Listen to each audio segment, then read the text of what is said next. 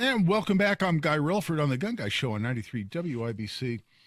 We have a Marion County prosecutor's race going on right now. And it was interesting to me that the Fraternal Order of Police, led here in Marion County, District 86, by Rick Snyder, a friend of mine, been on the show multiple times. You've heard him on Hammer and Nigel and other shows here on WIBC. But the FOP was considering an endorsement either for the incumbent or the challenger in the Marion County prosecutor's race. And what I thought to be interesting, and if not hilarious, developments unfolded this week with respect to the endorsement process. So first of all, Rick Snyder, thanks so much for joining us here again on the Gun Guy Show. Yeah, thanks for having us. So FOP, not the first time, and I'm sure it won't be the last, whether it's the mayor or the prosecutor or other races here in Indy politics, was considering which candidate it might want to endorse. Suddenly, merely the endorsement process from FOP seemingly became controversial, which was a source of humor to me.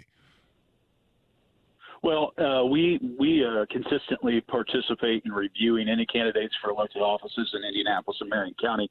We know that our professional police officers have a distinct perspective on policies and objectives of those who are wanting to seek elective office. But we also know that our families are vitally concerned in terms of those that may be leading and playing a role in the well-being of their loved ones. And then furthermore, the community has an in-depth review of where professional police officers stand on politicians in the community. So we regularly complete these processes. We've done it for many, many years.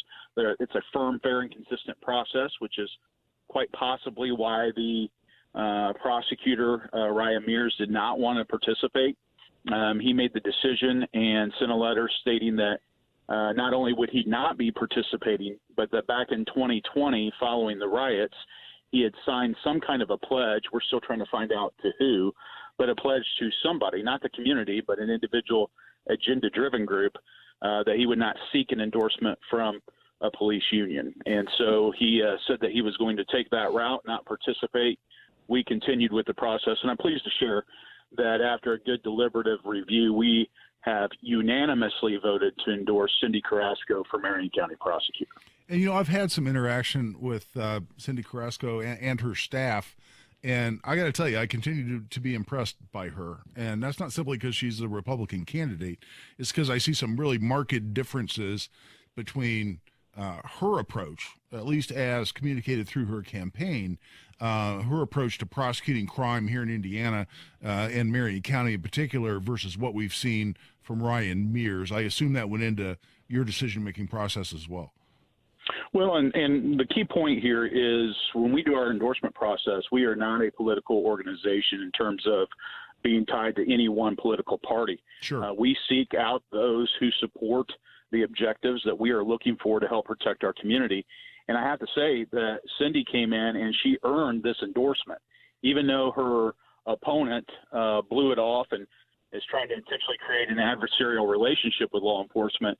She sought it, and she worked hard to get it. She's done a ride-along on every service district in Indianapolis, hearing and talking with professional police officers to find out what their concerns are, what their perspectives are, but also getting a firsthand view of crime and violence that's going on in our neighborhoods and what the residents of Indianapolis are wanting to see in law enforcement.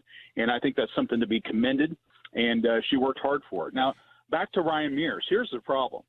This issue of he signed some kind of a pledge, the research that we have found is that it's consistent with the same kind of a pledge that's been signed by the DA Bragg in New York City and Manhattan, by George Gascon in L.A., who's currently being recalled by the residents there.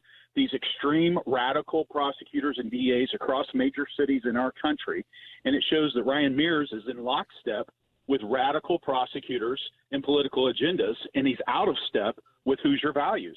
And the voters need to know that. They need to be aware of that and know what we're dealing with. It's important to remember he is not a prosecutor that's seeking re-election. He's never been elected. That's right. He was appointed by political party insiders within the Democrat Party when we had Terry Curry step down. Now, here's the interesting thing, Guy. When Ryan Mears talks about he doesn't want to seek any kind of support from a law enforcement organization like the FOP, Terry Curry sought that and valued that and always sought the endorsement of the FOP. In fact, he as a Democrat, by the way.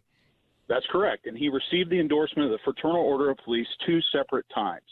And to have Ryan Mears thumb his nose, not just in the face of officers, but their families and, quite frankly, our community, I think says more about Ryan Mears than it does about anybody else. Well, and I don't want to oversimplify this, but I got to tell you, Rick, when I saw that he was declining to participate in the FOP endorsement process, I had the idea that there was a time I was in high school, and the prettiest girl in the whole school I'd had a crush on for years had never knew who I was, could care less about me. There was not a chance in hell I ever could possibly ask her out and have her go. And it reminded me of if I had sent her a note and said, by the way, don't ask me to prom because I'm just not interested.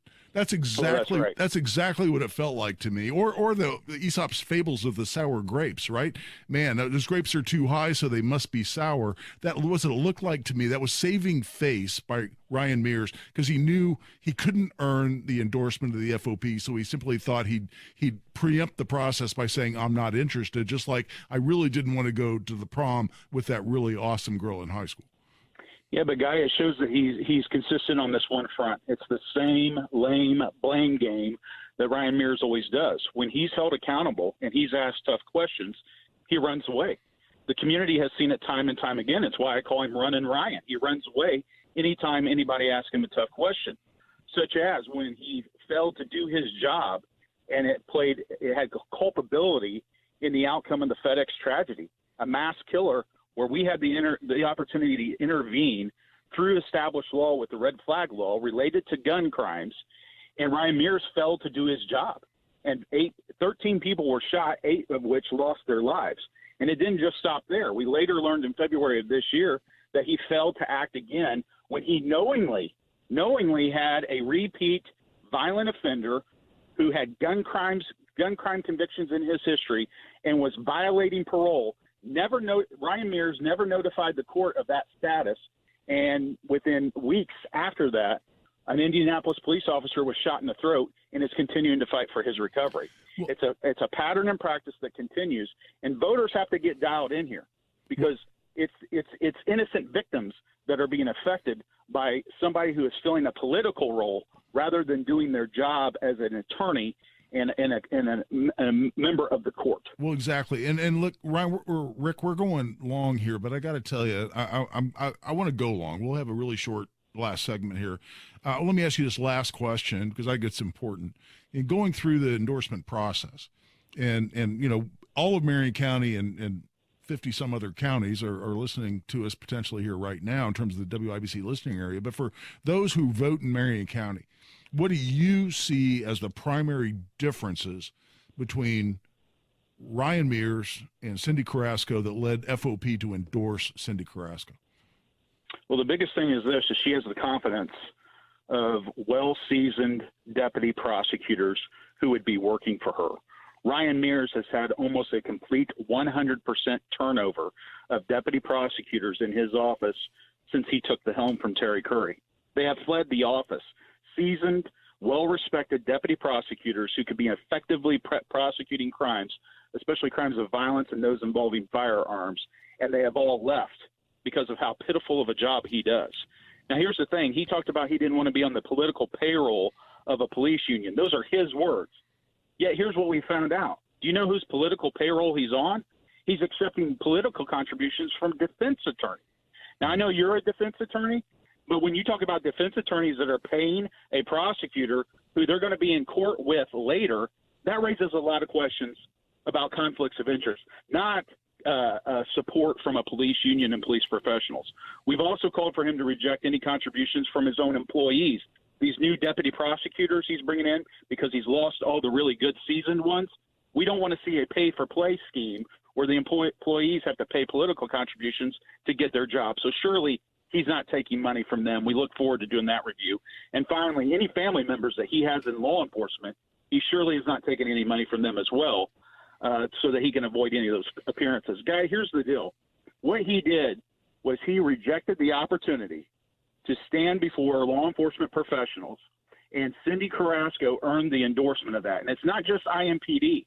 It's important to remember these are police professionals from the Marion County Sheriff's Office, Speedway Police Department, Beech Grove Police Department, Cumberland Police Department, Indianapolis Public Schools, Township Police Officers, Butler, IUPUI, U of I, and District 52 Indiana State Police Troopers. Yep, and FBI now, and ATF and federal as well. That's exactly right. And I think that carries some weight in the city of Indianapolis.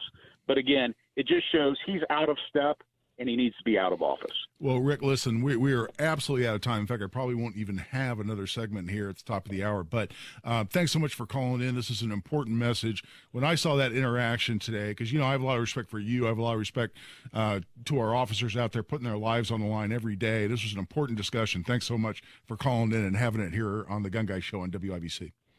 Thank you, Guy. God bless.